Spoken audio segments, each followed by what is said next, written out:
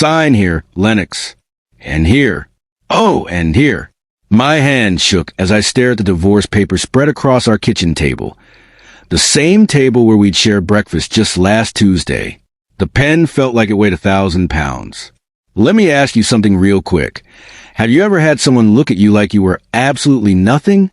Like every moment you shared was just disposable? Because that's exactly how Dashiell looked at me that morning. My soon-to-be ex-husband stood there in his expensive suit, the one I'd saved up to buy him for his birthday, checking his Rolex while I signed away 7 years of my life. 7 years of love, sacrifice, and believing we were building something together. You know, Lennox, he said, not even looking at me, this is really for the best. You're not the kind of woman a man like me needs anymore. I looked up. What does that mean? He finally met my eyes, and what I saw there made my blood run cold.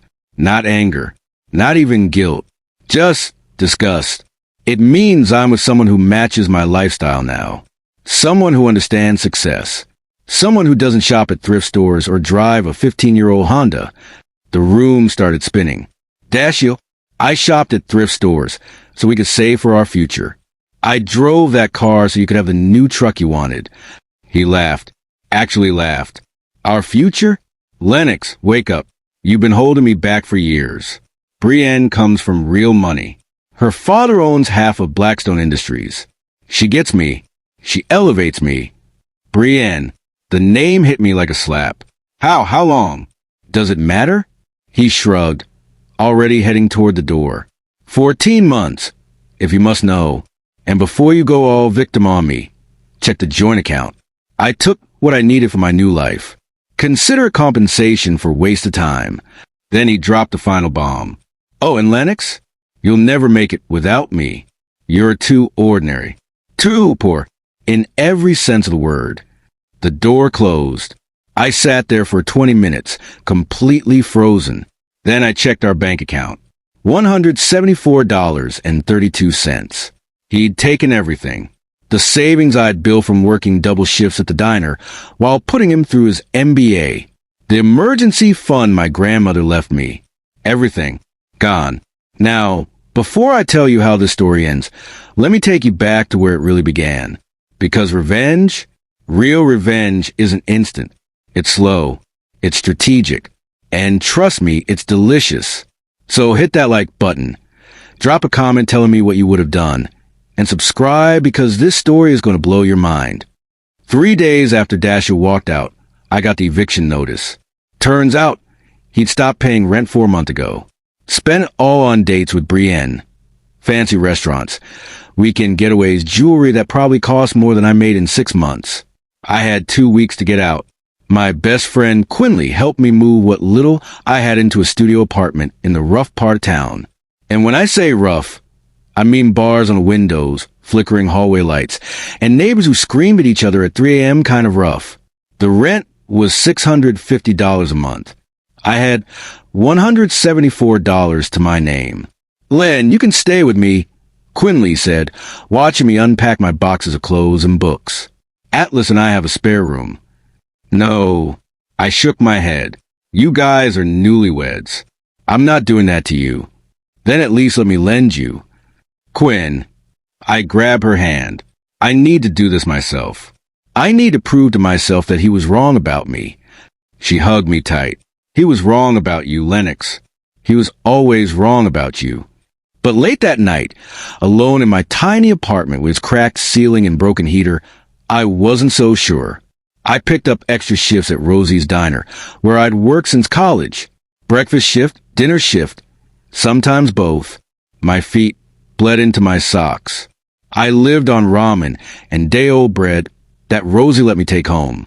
3 months in, I was barely surviving. That's when I saw them. I was walking past Luminaire, this insanely expensive restaurant downtown, when I spotted Dashiell through the window.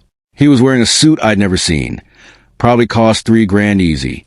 And wrapped around him like a python was her. Brienne. She was stunning in that effortless rich girl way. Blonde hair in perfect waves. Designer dress. Diamonds that caught the light every time she moved. She fed him a piece of lobster, and he kissed her fingers. My stomach turned. But what really killed me? He looked happier than he'd ever looked with me. I went home and cried for 3 hours straight. Then I got angry. Not the screaming. Throwing things kind of angry. The cold, calculating kind. I pulled out my laptop and started researching. Dashiell worked for Meridian Solutions, a mid-sized tech consulting firm. But I remembered him mentioning that Meridian had just been acquired by a massive conglomerate called Vanguard Global. Vanguard Global. The name sounded familiar, but I couldn't place it. I spent that entire night digging, learning about the industry, understanding how these companies worked, what skills they needed. By sunrise, I'd made a decision. I was going back to school. I enrolled in night classes at community college, studying business analytics and data management, subjects I'd always been good at but never pursued because Dashiell said I should focus on supporting the household. Mornings, I worked the diner. Afternoons, I taught myself coding through free online courses. Evenings, I went class. Nights, I collapsed into bed and did it all over again. Quinley worried about me. Lennox, you're running yourself into ground. I'm building myself back up. I corrected her. It took me 2 years. 2 years of living on nothing, of coffee-fueled study sessions, of pushing through exhaustion and self-doubt. 2 years of seeing Dashiell and Brienne's perfect life plastered all over social media. Vacations to Bali. Front row seats at exclusive events. A new Tesla for him, a Range Rover for her. Meanwhile, I was celebrating finally being able to afford new work shoes. But here's the thing about rock bottom. You've got nowhere to go but up. In my second year, one of my professors, Dr. Waverly, pulled me aside after class. Lennox, your work is exceptional. Have you thought about where you want to apply after graduation? Honestly, I'll take anything that pays above minimum wage. She smiled. I think you're selling yourself short. I have a contact at Vanguard Global. They're looking for analysts. Wanted to put in a word. My heart stopped. Vanguard Global. The company that owned Meridian Solutions. The company Dashiell worked for. Yes, I said, trying to keep my voice steady. Yes, please. 3 weeks later, I got the interview. The Vanguard Global headquarters was everything I'd imagined. Sleek glass towers, marble lobbies, people in suits that probably cost more than my entire wardrobe. I felt completely out of place in my thrift store blazer and worn heels. But I walked in with my head high. The interview was intense. 3 rounds. Technical questions, case studies, behavioral assessments. They pushed me hard. I pushed back harder. A week later, I got the call. Ms. Sterling, this is Ramona from Vanguard Global HR. We'd like to offer you a position as junior data analyst in our strategic operations division. I actually dropped the phone. The salary was $72,000 a year. More money than I'd ever made in my life. I started crying right there in the middle of the grocery store. My first day at Vanguard, I was a bundle of nerves. The office was on the 42nd floor, all windows and modern furniture. My cubicle was bigger than my entire apartment. Lennox Sterling? I looked up to see a woman about my age with kind eyes and a warm smile. I'm Poet, your team lead. Welcome aboard. Thank you. I managed. Don't look so terrified, she laughed. We're actually pretty normal here. Well, mostly, except for the top floor. That's where the executives live. Different species entirely. The executives? Yeah. CEO, CFO, all the chiefs. Especially Mr. Thorne. Alexander Thorne. He's the big boss, owns the whole company. Brilliant guy, but intense. You'll probably never meet him, though. He doesn't usually interact with our level. Alexander Thorne. The name rattled something in my memory, but I couldn't place it. Anyway, Poet continued, let me show you around. I spent my first week learning the systems, meeting the team, and trying not to have a panic attack every time someone spoke to me. But I was good at my job. Really good. Within 3 months, I was handling projects that usually went to senior analysts. Within 6 months, I was leading presentations to directors. You're a natural, Lennox, Poet told me one day. I've never seen someone climb this fast. I didn't tell her about the late nights I spent perfecting every detail. The weekends, I worked while everyone else was out having fun. The obsessive drive to prove that I was worth something.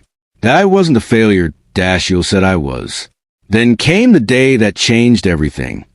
All staff meeting in conference room A, 30 minutes. The message came through on a Tuesday morning.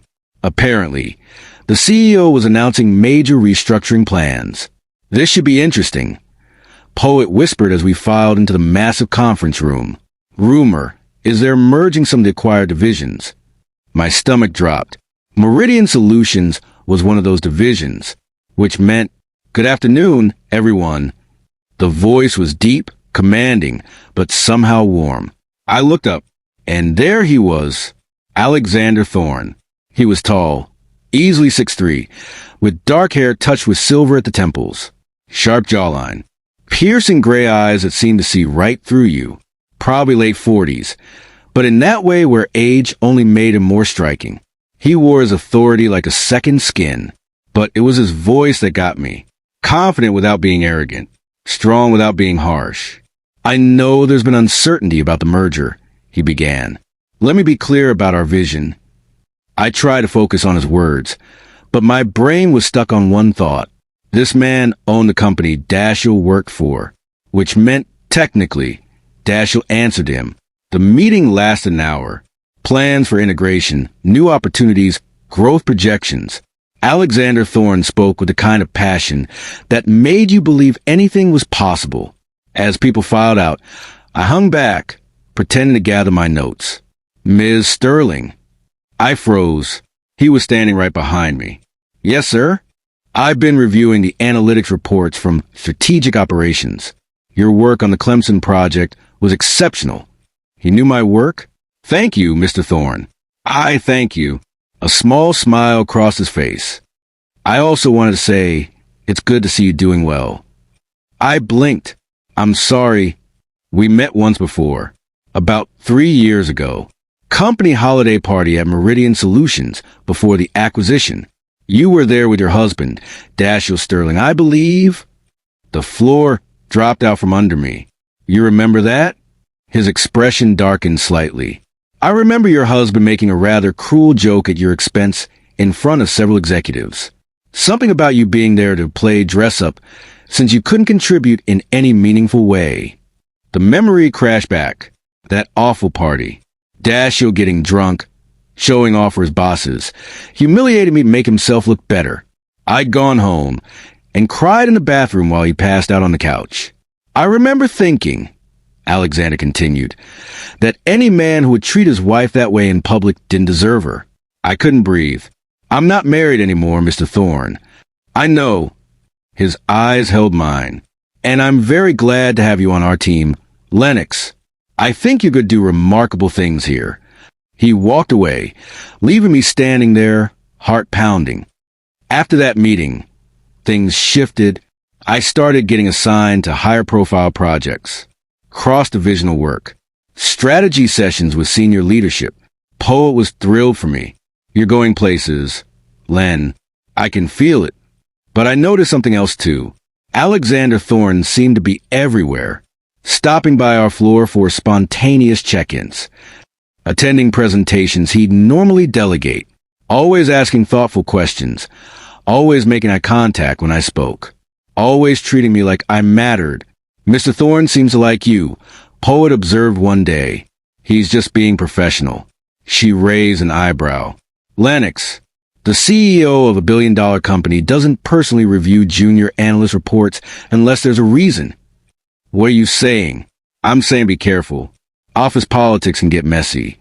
But here's what Poet didn't know, what nobody knew. I'd started doing research on Alexander Thorne. Not stalking. Professional research. He was 46. Widowed 5 years ago when his wife passed from cancer. No children.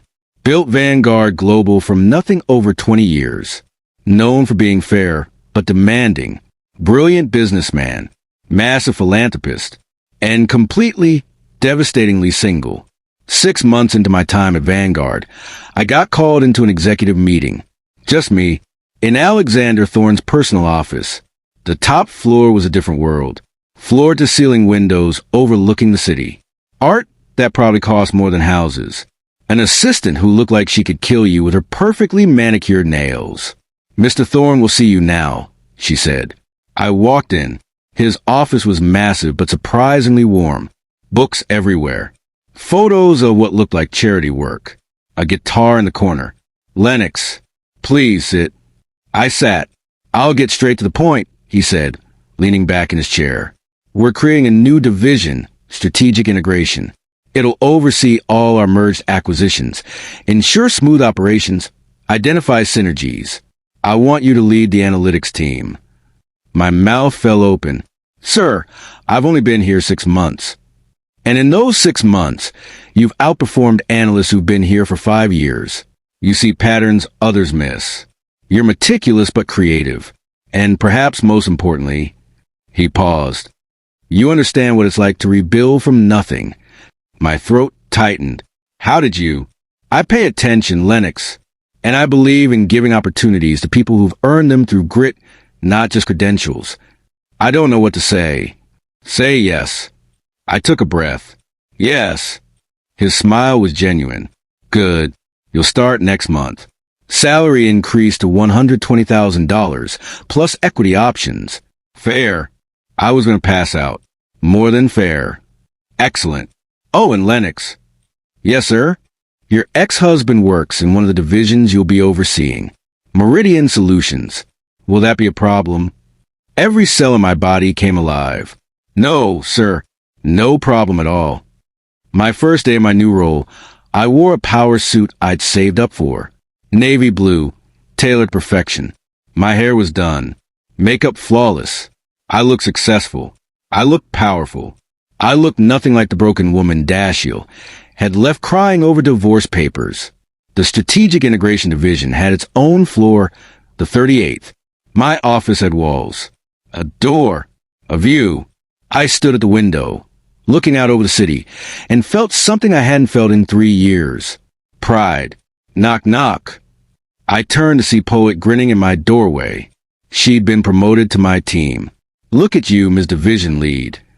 I laughed. Still feel surreal. Girl, you earned this. Now come on, we have our first departmental meeting with all the division heads. My stomach flipped. All of them. Yep, including Meridian Solutions. I checked my reflection one more time. Let's do this. The conference room was packed.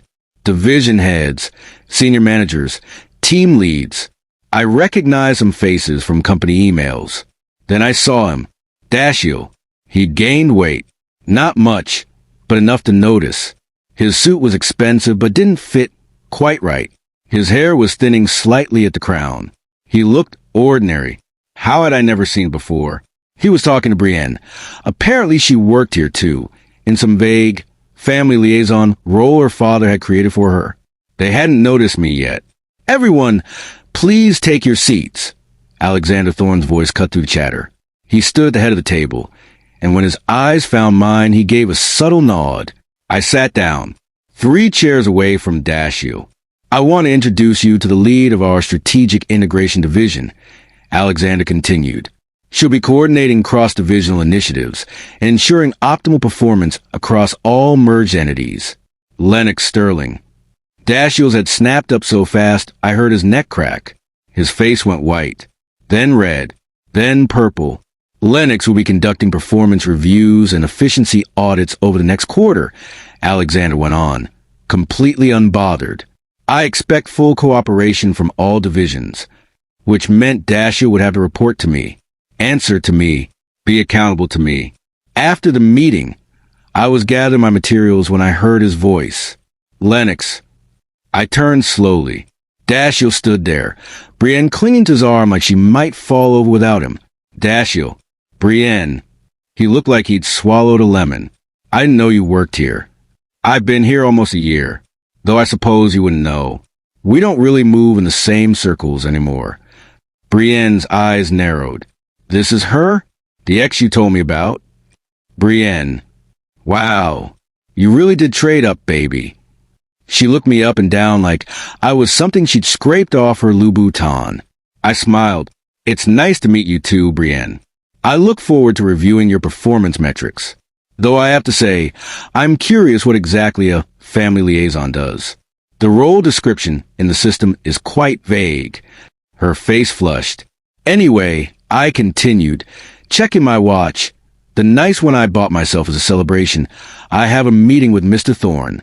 See you both at the integration kickoff next week.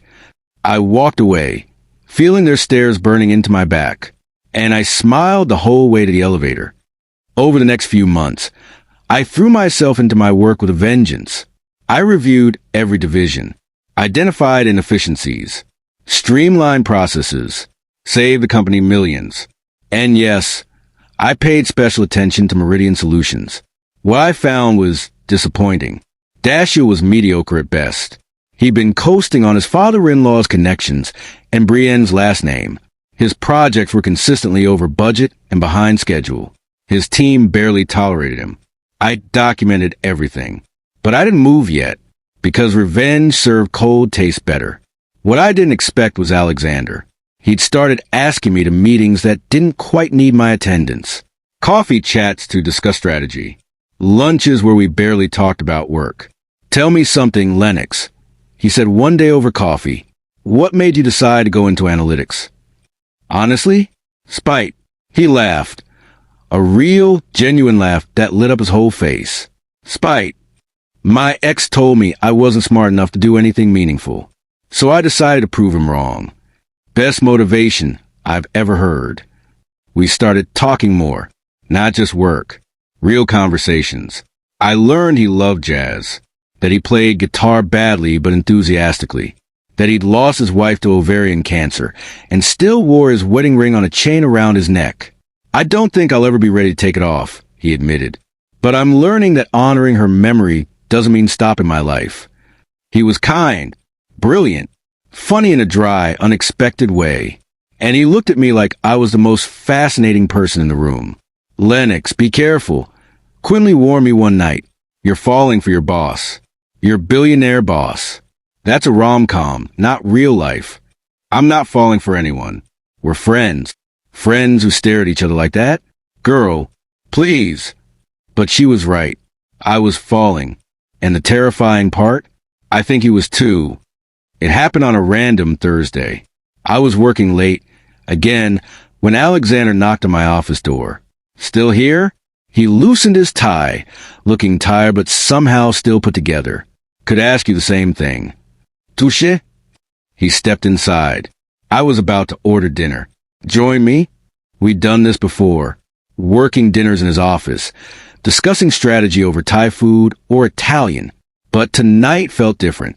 Tonight, he ordered from Luminaire, the same restaurant where I'd seen Dashiell with Brienne 3 years ago.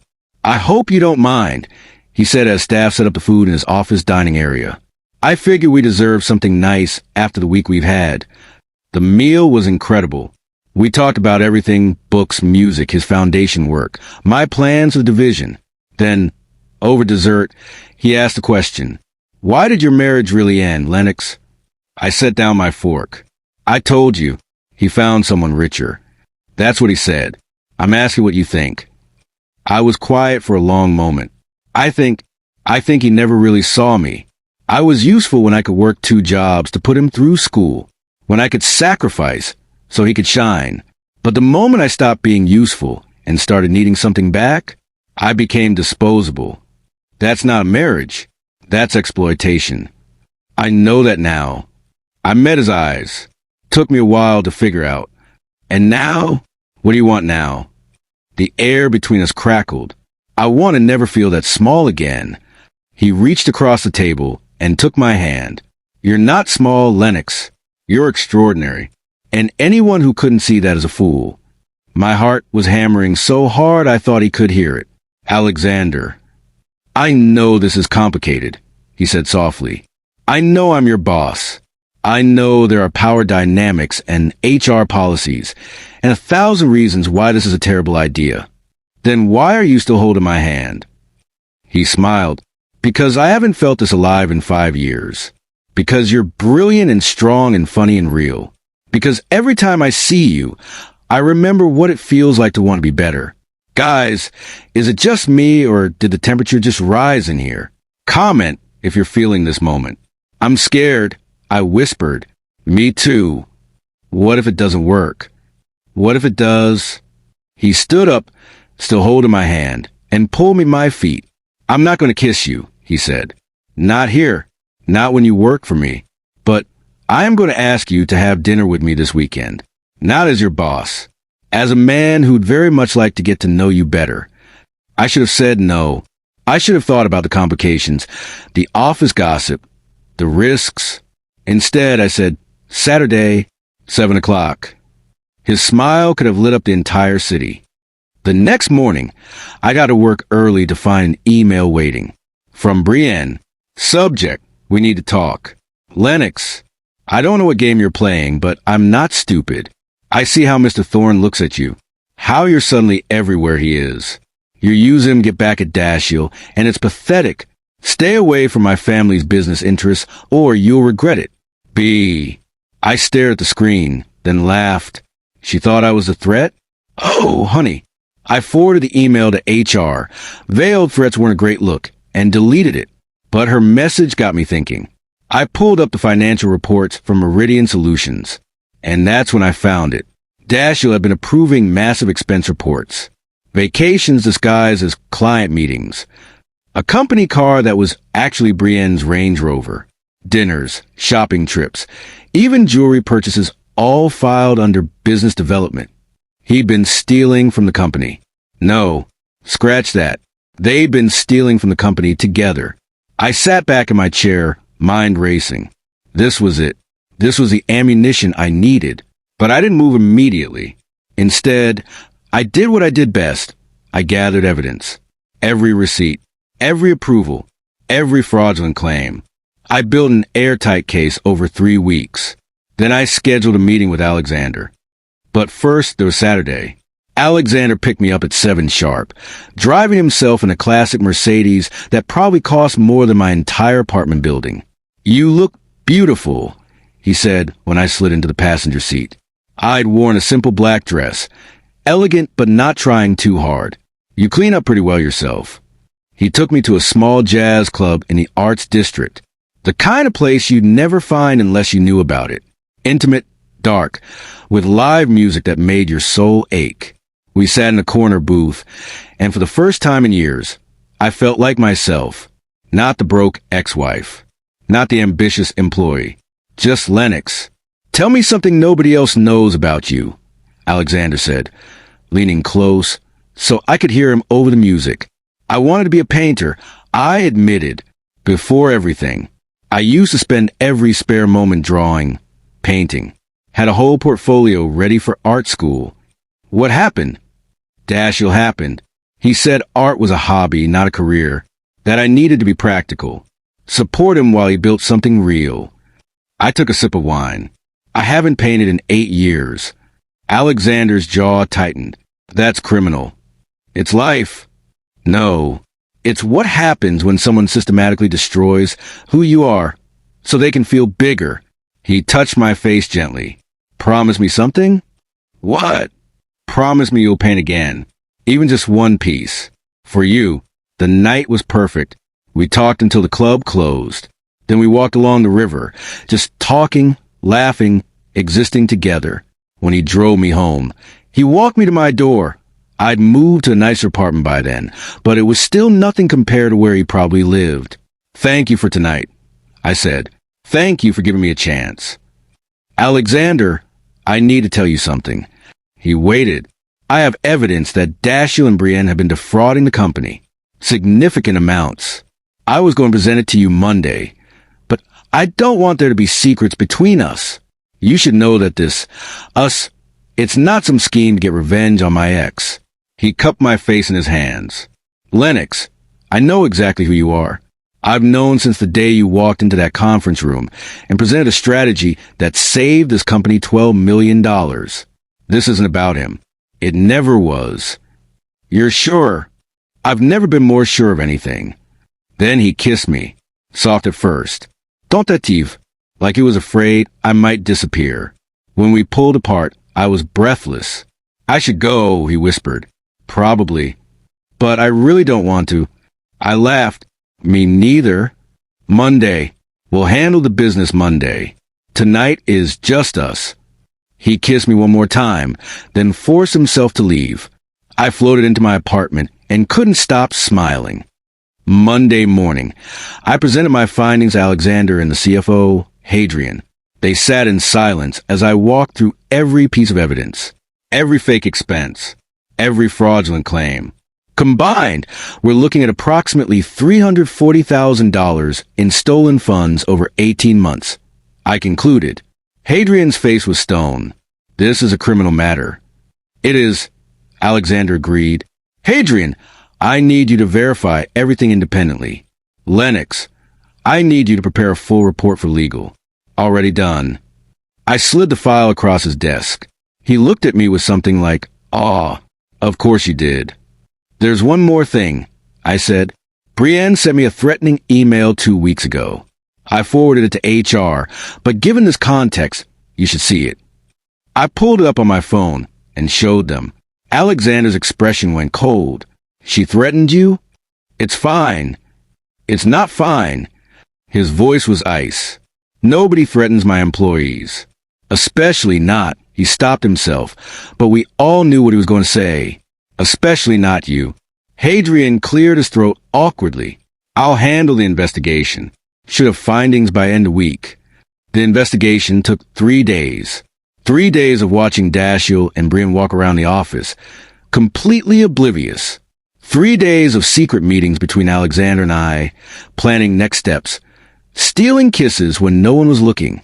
3 days of falling completely, irrevocably in love with a man who treated me like I hung the moon. On Thursday afternoon, Dashiell and Brienne were called into a meeting with HR, legal, and Alexander. I wasn't invited, but Poet texted me updates. Poet, OMG, they just showed them the evidence. Poet, Brienne is crying. Poet, Dashiell is trying to blame her father. Poet, security is walking them out right now. I watched from my office window as Dashiell and Brienne were escorted to the parking lot. She was screaming. He looked like he was going to be sick. They loaded into separate cars. And just like that, they were gone. I should have felt triumphant. Instead, I just felt free. That evening, Alexander came to my office.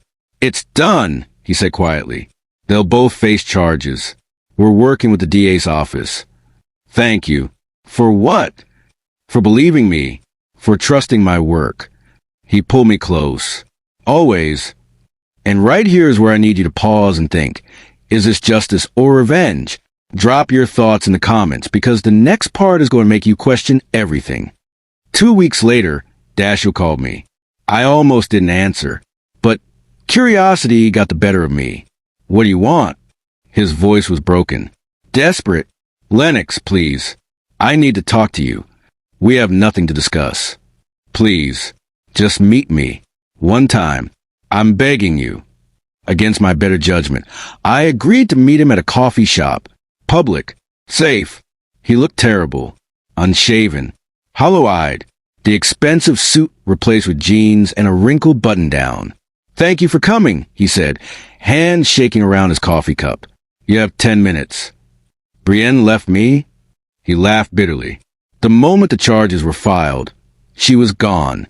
Her father won't return my calls. I lost my job, my apartment, everything. You stole from the company. Dashiell. What did you expect? It was her idea. She said it was normal, that everyone did it, that her father wouldn't care. Stop. I held up my hand. Don't you dare blame her for your choices. You signed those approvals. You cashed those checks. You! He was crying now. Actually crying. I know I screwed up. But Lennox, I'm sorry. For everything. For how I treated you. For what I said. For leaving you with nothing. You were the best thing in my life. And I threw you away because I was too stupid and selfish to see it. Okay, real talk. Have you ever had someone apologize after it's way too late? After you've already moved on and healed? Comment. And let me know how you handled it. I looked at this man I'd once loved. This man who destroyed me. And I felt nothing. Not anger, not satisfaction, not even pity, just nothing. Dashiell, I appreciate the apology. Truly, but it doesn't change anything. I know. I needed you to know, and I needed to tell you." He took a shaky breath. "I saw you, with Alexander Thorne, at that restaurant last week. My blood ran cold. You were following me?" No, I was there, and I saw how he looked at you. How you looked at him. More tears.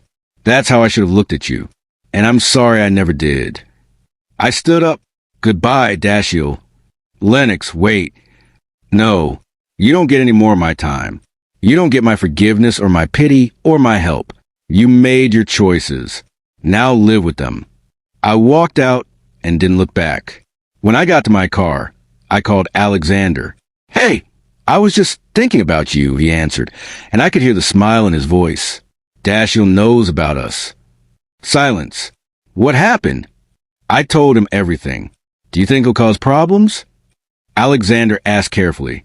"I think he's too broken to cause anything, but I wanted you to know. Thank you for telling me." He paused. "Lennox, I don't want to hide us anymore." My heart stopped. "What?" "I know we agreed to keep things quiet until the investigation was over, but it's done, and I'm tired of pretending that I'm not completely in love with you. You're in love with me?" "Desperately. Completely. Have been for months, if I'm being honest." His voice softened. "I want to take you to company events. I want everyone to know. I want to stop sneaking around like we're doing something wrong, when being with you is the most right thing in my life." I was crying. Happy tears this time. "I love you too. So, can I tell the world that Lennox Sterling is mine?" Yes, absolutely yes. We went public the next week. The reactions were mixed. Some people were genuinely happy for us. Poet threw me an impromptu office party. Others whisper about favoritism, about me sleeping my way to the top, about scandal. I didn't care. Let them talk. I'd earned my position through blood, sweat, and countless late nights. Alexander loved me for who I was, not what I could do for him. And anyone who had a problem with that could direct their complaints to HR. 6 months later, Alexander took me to Paris. For work, he'd said with a completely straight face. Except there were no meetings, no conferences, just us, the City of Lights, and 5 perfect days of croissants, museums, and falling even more deeply in love. On our last night, he took me to a private rooftop restaurant overlooking the Eiffel Tower. "Lennox Sterling," he said, taking my hand as the tower lit up behind him. "You walked into my company broken and determined to rebuild yourself. Instead, you rebuilt me too." He got down on one knee. "Oh my God, it's happening. Everybody stay calm. You're brilliant, strong, kind, and the most extraordinary person I've ever known. I don't want to spend another day without you. Will you marry me?" The ring was perfect, simple, elegant, with a diamond that caught the light and threw rainbows. Just like him. Just like us. "Yes," I sobbed. "Yes, yes, yes." He slipped the ring on my finger and kissed me as the Eiffel Tower sparkled behind us. And for the first time in my entire life, I felt like I was exactly where I belonged. We got married 3 months later. Small ceremony. Just close friends and family. Quinley was my maid of honor, crying through the entire thing. "You did it," she whispered as we waited to walk down the aisle. "You actually did it." "Did what?" "Won. At everything." I looked at myself in the mirror. Beautiful dress. Happy tears. A man waiting for me who loved me unconditionally. "No," I said softly. I just stopped letting anyone else define my worth. Alexander planned our honeymoon himself. 2 weeks in the Maldives. Private villa. Crystal water. Complete paradise. We'd been there for 3 days when he brought his laptop to breakfast. I thought we agreed no work. I teased. "This isn't work. This is closure." He turned the screen to face me. "The board approved the restructuring plan. We're consolidating the redundant divisions from the mergers. Several positions are being eliminated." My heart started pounding. Including Dashiell's former division lead. The position he might have been promoted to if he hadn't, committed fraud. He pulled up another file. "However, there's a complication. When we terminated him, he wasn't actually fired from Vanguard Global, just from Meridian. Technically, due to the merger contract language, he's still on parole in a holding pattern position, making $45,000 a year to basically do nothing while the legal case proceeds. That seems generous. It was a legal necessity at the time. Alexander's eyes met mine. But now that the restructuring is finalized, that position no longer exists.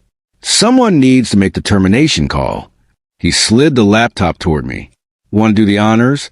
Guys, is this the most savage honeymoon activity ever, or what? I need comments right now. I looked at my husband, my brilliant, devious, perfect husband. You set this up. I may have timed the restructuring to coincide with our honeymoon, and I may have ensured you have the authority to make this particular personnel decision.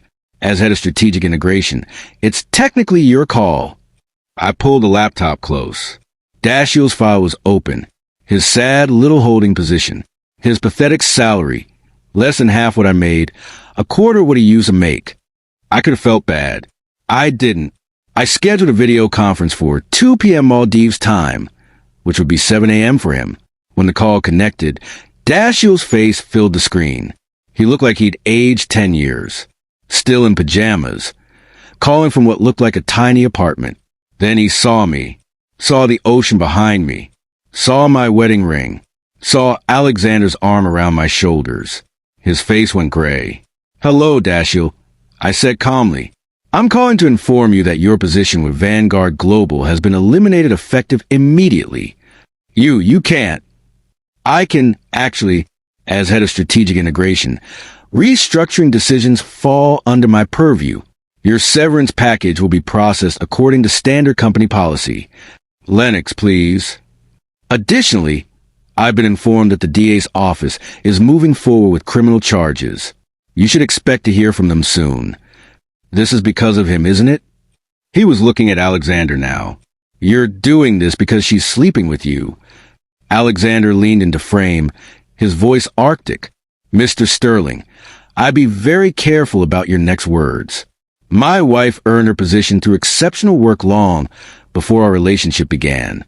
This decision is purely professional and based on your documented performance failures and criminal activity. Wife! Dashiell's voice cracked. You married him? I held up my hand, letting the diamond catch the sunlight streaming through our villa. 3 days ago. Beautiful ceremony. You would have hated it.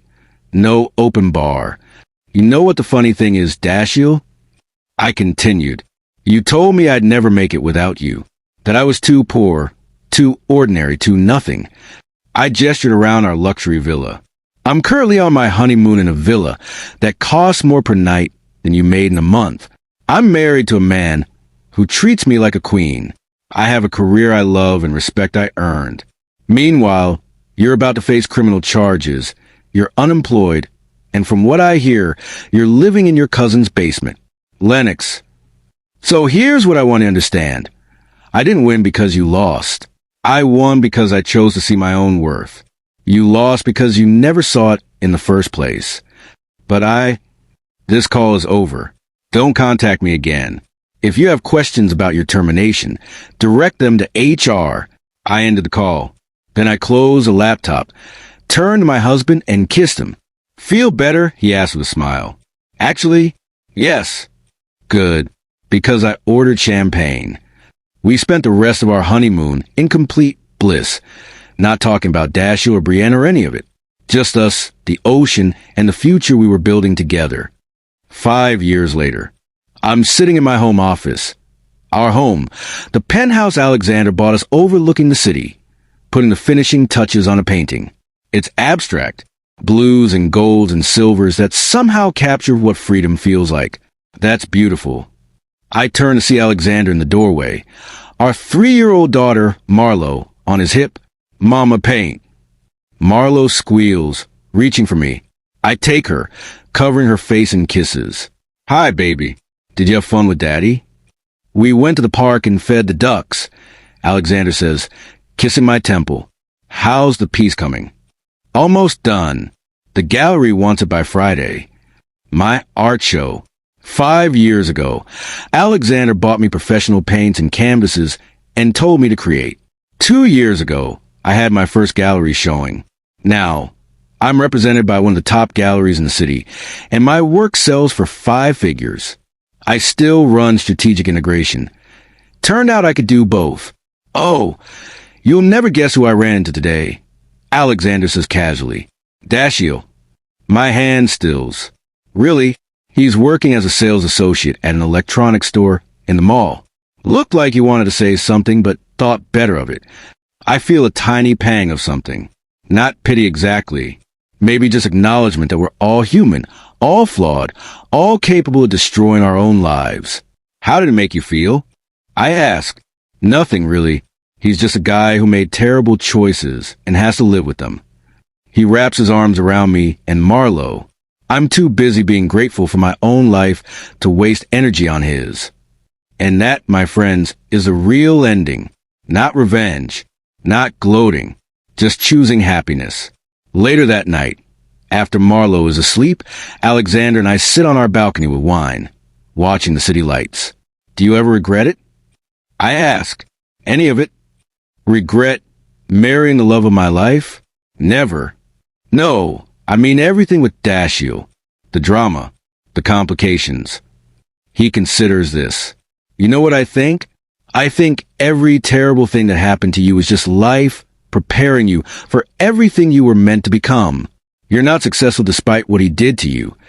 You're successful because you chose to rise above it. When did you get so wise? I married you, didn't I? That was pretty wise. I laugh and curl into his side. My phone buzzes. A text from Quinley. Quinley! Just saw Dashiell's mugshot. He got arrested for unpaid parking tickets. Wanted you to know you dodged a missile. I show Alexander. We both laugh. Then I delete the text and put my phone away. Because here's the thing about revenge, about karma, about all of it. The best revenge isn't destroying someone who hurt you. It's building a life so beautiful, so full, so completely yours that they become irrelevant. Dashiell divorced me for being too poor. He thought he was trading up. Instead, he lost the only person who'd ever truly loved him, threw away his integrity for a woman who never cared about him, destroyed his career, and ended up exactly where he deserved to be. And me? I found real love, real success, real happiness. Not because I married a billionaire, though that didn't hurt, but because I finally learned my own worth. What are you thinking about? Alexander asks, playing with my wedding ring. Just that I'm really glad you fired me that day. He laughs. I didn't fire you. I promoted you. Same thing. It changed my life. You changed your life, Lennox. I just got lucky enough to witness it. He kisses me as the city sparkles below us, and I think about the girl I used to be, the one who cried over divorce papers, the one who thought she was nothing without a man who never deserved her, the one who almost gave up. I wish I could tell her it all works out, that the pain ends, that she's stronger than she knows, that the best is yet to come. The end. So there you have it. The complete story of how I went from divorced and broken to married to a billionaire and living my best life. But here's what I want you to take away from this. Your worth is not determined by who stays or who leaves. It's not measured by your bank account or your job title or your relationship status. Your worth is inherent, unshakable, yours. And anyone who can't see that doesn't deserve a place in your life. Now, I need you to do something for me. If this story touched you, inspired you, or just entertained you for the last hour, please hit that like button. Drop a comment telling me your biggest takeaway. Share this with someone who needs to hear it. And subscribe because I've got more stories coming that are going to blow your mind. Remember, the best revenge is living well. Thank you for being here. Thank you for listening. Thank you for believing that broken people can become whole again. I'll see you in the next one.